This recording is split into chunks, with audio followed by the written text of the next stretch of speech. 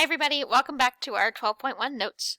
We just have 2 examples left to do quickly, and what we're going to be working on with these last 2 examples is finding the inverse of a function when it's in an equation format. Okay, so the first one I have is f of x equals 3x minus 4. First off, is it a one-to-one function? Yes it is. So we know that 3x minus 4 is a diagonal looking line, and so the function, so it would pass the vertical line test and the horizontal line test. So we're ready to go. So to find the inverse, I think it helps to have a y instead of an f of x for you guys. So let's just write this as y equals 3x minus 4. Then to find the inverse, you're just switching your x's and y's, right? So what we're going to do is we're going to switch the x and y to find our inverse. So instead of y equals, I'm going to have x equals. Instead of 3x, guess what? I'm going to have a 3y. So I'm just going to start out by switching. Then you solve for y so that we can have it in function notation, which looks like a y equals, not an x equals, okay? So to solve for y, I will add 4 to both sides. So now I'll have x plus 4 equals 3y, and then I'm going to divide everything by 3. So now I'm going to have y equals, or in function notation, that would be f inverse of x equals, okay? I have x over 3, which it's nice to have things in a recognizable format. So let's get things into slope-intercept form, okay? So x over 3 is the same thing as 1/3 x plus 4 divided by 3 would be 4/3. Okay, so there's your inverses right here. Then let's go ahead and graph them, because I think that's kind of interesting to see. So f of x, we know that that's a nice pretty line. It had a y-intercept of -4, and it has a slope of 3, so I'm going to go up 1, 2, 3, and over 1. And you only need 2 points to make a line, so let's go ahead and connect the dots. And we'll make a nice line.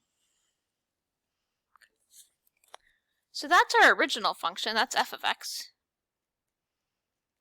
If you want to do an inverse of x, you can actually take some of those points and swap them out. So the points that we have here, I have a y-intercept of 4, right? So we have a y-intercept of 0, -4. So what that means is that in my inverse function, I have an x-intercept at -4. So what that means is that in the inverse, I'm going to have an x-intercept of -4, 0. Cool? So I'll have an x-intercept right here. Let's see, I also had a point right here at 1, -1, right? So if I start out in 1, -1 in f of x, then that means that in my inverse, I'll just switch my x and y values, right? So I would have a point at -1, 1. I'm just switching. And so now I have a point at -1, 1. Okay?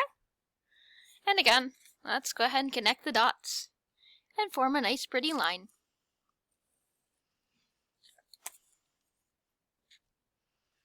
So this line right here is my inverse.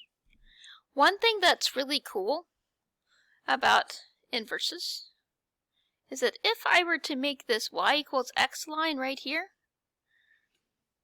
it actually reflects across that line, y equals x. It's a mirror image across it, which is really cool. Okay? Let's do another one.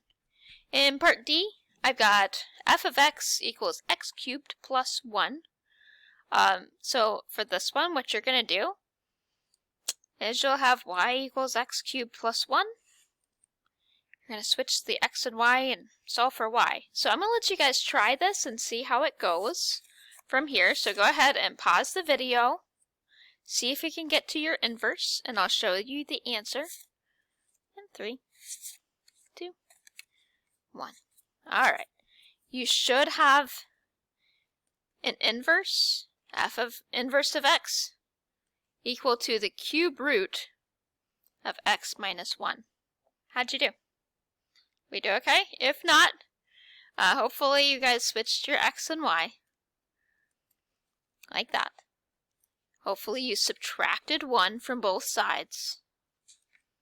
And then to get rid of the cubing, that's when you take the cube root of both sides. So you'll have the cube root of x minus 1 equals to y. Okay? So then the question is, how do I graph that? If I were you all, I would just make a short little xy table. Okay? So let's just do a quick xy table. This is for f of x, okay?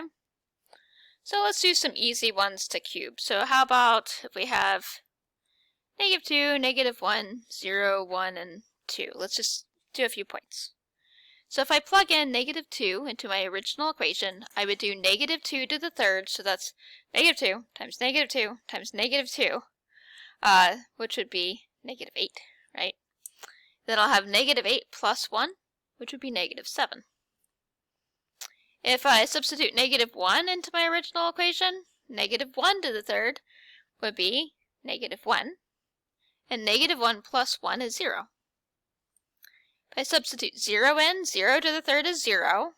0 plus 1 would be 1. If I substitute 1 into my equation, 1 to the third is 1, and 1 plus 1 is 2.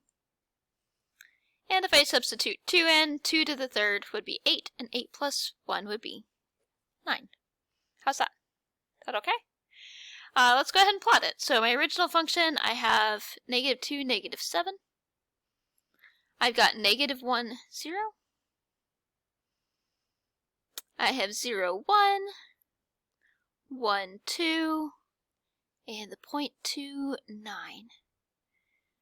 And just making a nice smooth curve with everything.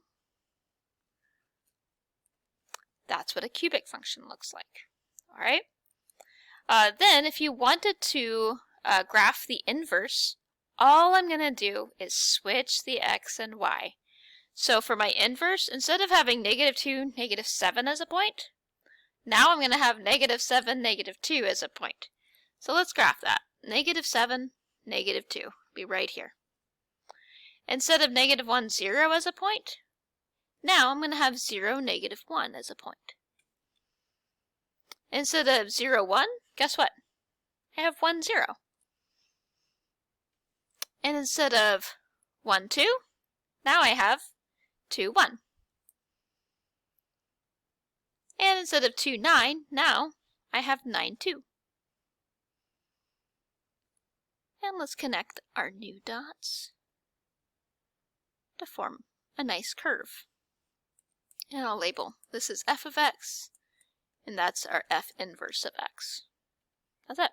And again, if you notice, if I were to draw, I'm just going to dash it, that y equals x line that goes along our diagonal, our graphs of f and f inverse are exactly mirror images of one another across that line.